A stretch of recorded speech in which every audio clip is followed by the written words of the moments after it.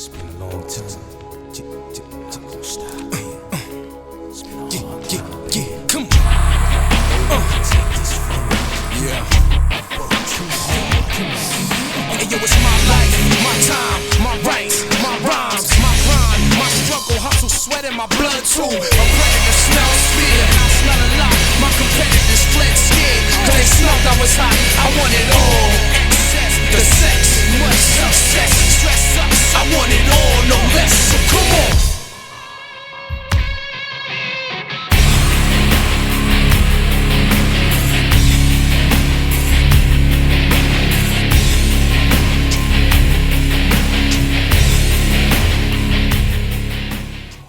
What up? It's your boy T-Bear and Reaction. Today is Wrestling Wednesday, so about to try finally get through some of these wrestling flashback videos I've been trying to do as well too. The first one, if I got time, this might be the first one. I only one depends on how much time I have left.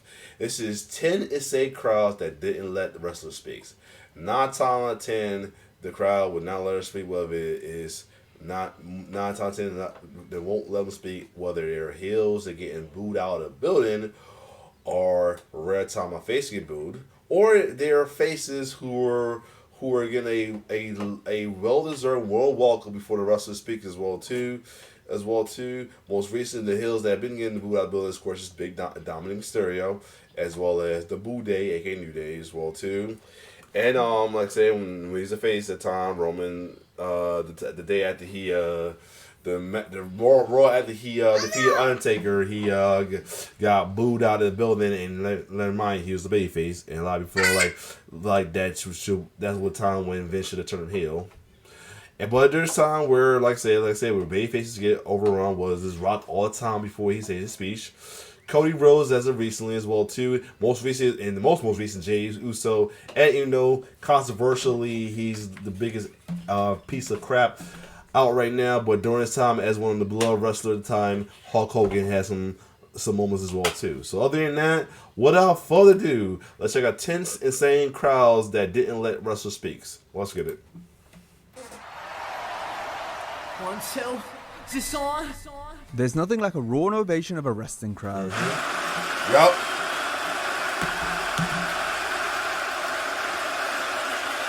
Some of the best reactions, be them positive or negative, are when the audience is so loud the wrestler can't get their words out. I can't.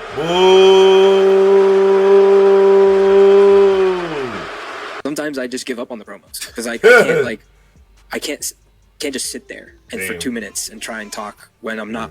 They're not letting me. We've seen plenty of audiences hijack promo segments in this way over the years. To be a success. Oh, a chance. Yup. Shut up and listen to me. And for this video, we'll look at some of these moments in detail. We didn't even do anything. Boo!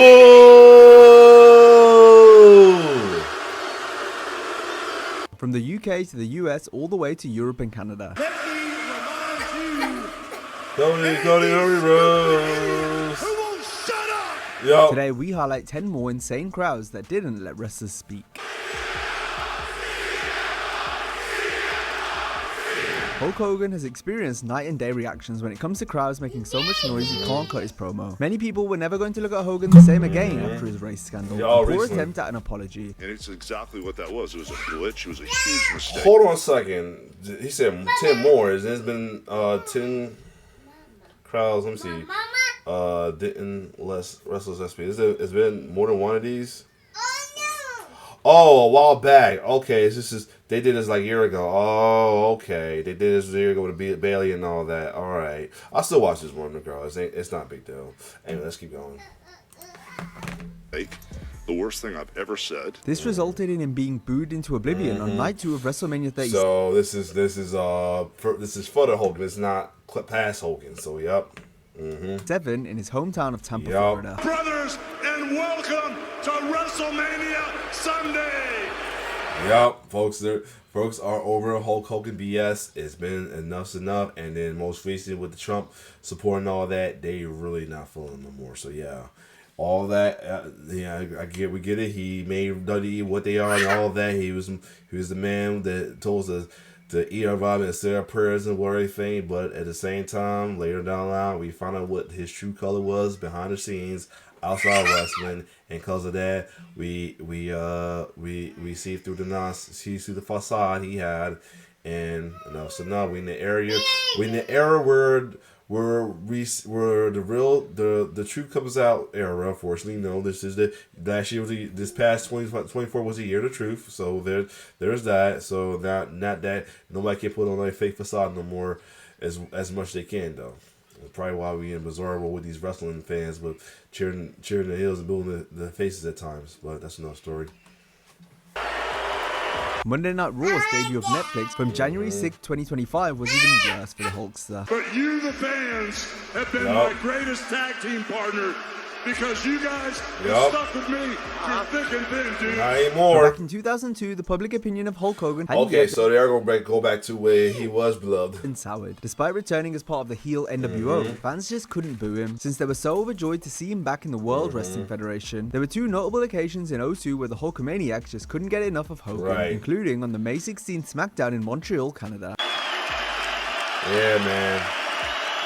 Good time. Before we knew about the controversy, this was the time. It was in Montreal 2 months prior that Hollywood Hogan received one of the greatest reactions ever on the Raw after WrestleMania 18. Look at the response from these people, JR. This is amazing. It was an incredible sustained Raw that would have kept going had Hulk not needed to get out his promo.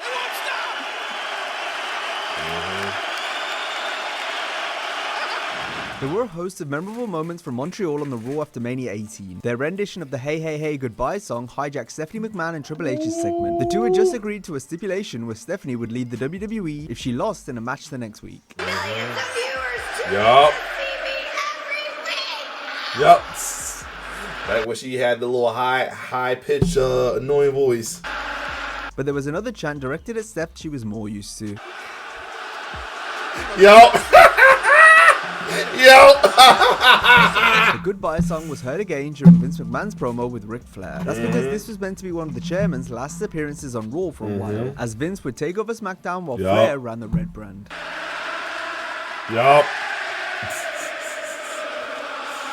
And since we were in Montreal, there had to be a "You Screwed Brett" chant. Here we go. He's like, please. He's like, get on with it. WrestleMania 39 began a trend where anytime Dominic Mysterio would get on the mic, the boos were so loud his voice could barely be heard. Dum Dum has something he would like to say. Here we go. I can't. Boo! I love it. At payback. Boo!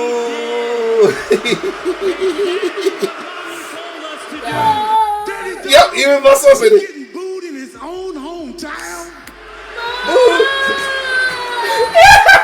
Even a little bit boy. Boo! Dominic has become one of the best heels during this time due to the despicable way he treated his family, especially his father Ray, who every wrestling fan in the world loves. Yup. That's mom. Mom, shut up! Oh, that was it. He said, "Oh, So no, the you lost your clatter mind." of boos was the audience's way of getting back at Dom. I decided not to show Boo! aggression. Say boo, TJ, boo. Sometimes I just give up on the promos because I can't just sit there and for 2 minutes and try and talk when they're not letting me. I said, boo. And y'all love the opponents at the time, including a then babyface Hill before he was the babyface Kevin Owens before he was a crash out delusional psycho Hill. Y'all love the babyfaces edging on the boos right there, going along with like, oh, we can't hear you, I want to hear them he say. And try and talk when they're not letting me. I said. Here we go. I can't hear anything he's saying. It's pointless. There's no doubt. This is when I was okay with him crashing out when he was a babyface and he had his little spaz out then. But now his crash out so delusional, it's not even funny. Fans are booing Dominic, but some have questioned if WWE are piping in sound to make the boos appear. Yeah, I've been wondering especially too. since crowd sweetening is something the company has been known to do in the past. Someone speculate, but I think it was legit boos.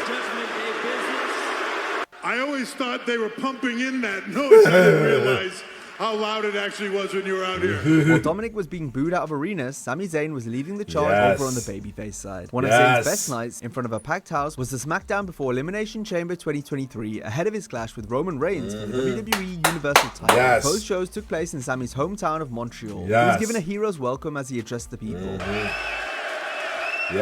Woo! Seemed like I was gonna like this video either way, because I was liking it because the heels getting boozed as they supposed to, while the face is getting a little short share. Let's see if he is on there. Except Roman. That's the only thing. He was in the prize on previous video, but still. As he took in the electric atmosphere around him. You deserve it. Yes. Sami may not have won at the pay-per-view, but the entire weekend was still one of the best and most emotional hometown returns in wrestling, featuring a rambunctious and fanatical Quebec crowd. Yes. In front of his wife, in front of 17,000 countrymen in Montreal. And of all the damn ways, Reign has retained the championship. You know, it was kind of an unhappy ending tonight. And I'd be lying if I said that doesn't affect me. Right. Yup. Zayn's fellow and then that's also we can add the day when he defended his Intercontinental Championship against Chad Gable in his hometown thing, how he went through the went from the interest to how he said that's how I used to go. I used to go to wrestling this way. Now I'm going in the same way as I started. Yup. It went through the whole arena, all that with the crowd. That was an awesome moment right there, for sure. Boy, let's see, what do you say about Jericho? Canadian Chris Jericho was making waves in World Championship Wrestling throughout 1998. One of the worst crowds WCW hosted every year was during a motorcycle rally in Sturgis, South Dakota for the annual Road Wild events. Those in attendance weren't usually wrestling fans, so they didn't make too much noise during the matches, aside from revving their engines, which was the biker equivalent to pops and boos, as we'll see. Jericho, being as good as he is, knew how to get under the biker's skin. They didn't have to know who he was, because Chris could get anyone to dislike him, as he insulted the motorcyclists in attendance. As I was driving down the streets of Sturgis today on my smoking Honda motorcycle, I realized I don't really want to perform in front of a bunch of weekend warrior motorcyclers like yourselves. Jericho tried to finish his promo, but could barely be heard over the bikers revving up. This. Can we bring them everywhere to drown him out? The Rock was Jericho's favorite opponent to work with as a heel in WWF. They wrestled a lot over the space of 3 years, but by 2002, the People's Champ. Their fuse was underrated. Their promos is rarely talked about. They had a great one. Sometimes they had some of the great promos off for sure, man. Including one backstage and then the one that was going at the Alliance as well too. Yeah, they had some good chemistry, especially with the promos. Oh yeah. Needed to turn. The Great One's last night as a babyface was on the Raw 10th anniversary show in January 2003. Here, Rock and Chris had an exchange where the Brahma Bull was booed heavily since he'd been off making movies for the last 5 months. Rock's here via satellite. Matter of fact, we can't go on. No. The Rock can't go on before he says one thing. The Rock has got to say. Oh, wow. I didn't know they was doing it around this time when he had the hair. When he had hair lip. I knew when he had the ball head a little bit ready for his return. He got it in a couple promos, but wow. This considering where we're at. Finally. If it wasn't already clear before, now without a shadow of a doubt, The Rock had to return as a heel. This happened a month later as a Hollywood Rock character was born. Yeah. His first night back face-to-face with the people was on the February 20, 2003 episode of SmackDown, emanating from Indianapolis, Indiana. Yup. While The Rock is known for taking numerous pauses and really taking in the electricity from the arena, on this occasion he had no choice given the boisterous response from the masses. The Rock eventually began to talk and acknowledged the chant. The Rock hears, Rocky, Rocky sucks, Rock hurt, over here, the Rock hears Hogan, but Hey, that's enough. Daniel Bryan's ascent to the main event of WrestleMania 30 yes. saw numerous shows Oh, and segments yes. get hijacked by the fans. As much as the WWE damaged their relationship with the audience during this time, crowds hijacking the product showed how much impact the vocal majority can have when they make so much noise. They forced the company's hand in putting the belt on Bryan after he was originally scheduled to face Sheamus at Mania in a nothing match in the middle of the card. The December 9, 2013 Raw from Bryan's home state of Washington was an important night in his history. The main event segment hyping Randy Orton and John Cena's world title unification ladder match at the upcoming TLC pay-per-view was completely overshadowed by the people chanting for Bryan. Yup. And Mark Henry helped them out. I loved it. Triple H couldn't get his words out, forcing the other wrestlers in the ring to acknowledge Bryan. Bryan's having fun. Yeah, Mark Henry put his hand up like that. I loved it. Cena even incorporated Bryan into his promo as a way of taking a shot at Orton being handed opportunities due to nepotism. You've had to work for everything you've got. Yes. A month out from WrestleMania, Bryan was now going to be wrestling Triple H at the Show of Shows after CM Punk left, meaning the game had to switch opponents. But this still wasn't the WWE Championship match fans wanted for Bryan. So those in attendance on the March 3rd, 2014 Raw in Chicago built up a campaign on social media outlining how they were going to hijack the show. The noise was deafening due to Bryan's exchange with Triple H and Stephanie McMahon. Losing again at the Elimination Chamber? I wouldn't be out here trying to hijack Raw. The night's main event angle saw Bryan and Triple H brawl after the game insulted Bryan during their promo segment earlier in the night, while the crowd cheered. Why can't you just accept your failure?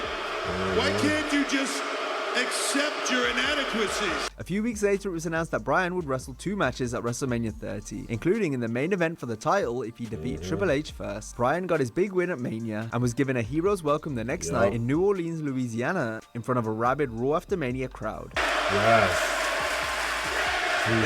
Yes. Woo. Lovely. On NXT in 2017 and 18, Tommaso Ciampa began to receive a lot of heat after turning on friend and tag partner Johnny Gargano. Oh my God. Still one of the most heartbreaking moments in wrestling right there. And crazy about, I had a bad feeling that was what happened when they took it long like that. I had a bad feeling that was what happened, and it did. Oh my God. Ciampa didn't even have entrance music. He was met with a chorus of boos and "You suck" chants each time he walked to the ring. Ciampa, you're a devil! I used to laugh at that one crowd of the fan that do that. Like, Ciampa, you're the devil! I love it. Who remember that guy? You suck. You suck. The boos were also a feature of Ciampa's promos, as he stood in the ring on the mic while being drowned out by the jeers from NXT's Full Sail Arena.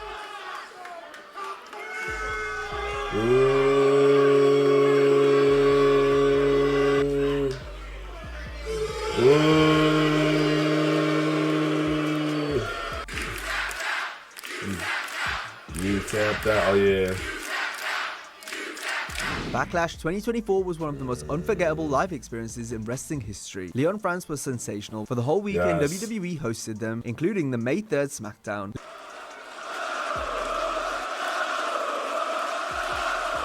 Leon stole the show during the closing face-off between WWE Champion Cody Rhodes and AJ Styles, who was set to do battle at Backlash. Both men had to stop their tracks as the capacity crowd chanted at the top of their lungs. It's almost like you. The French showed the company just how much it was missing by not running televised events there for all these years. Phenomenal.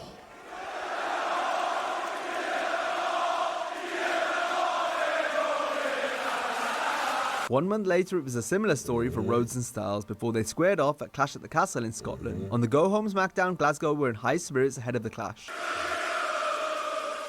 Cody Rhodes, love it. They just would not stop singing Cody's name, doing so in the form of a chant you'd expect to hear inside a UK football stadium. AJ! Yup, love it. And these stupid idiots who won't shut up!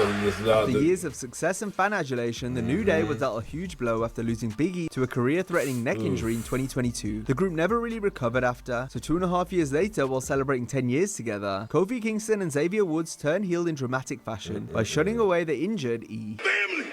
Come on, man.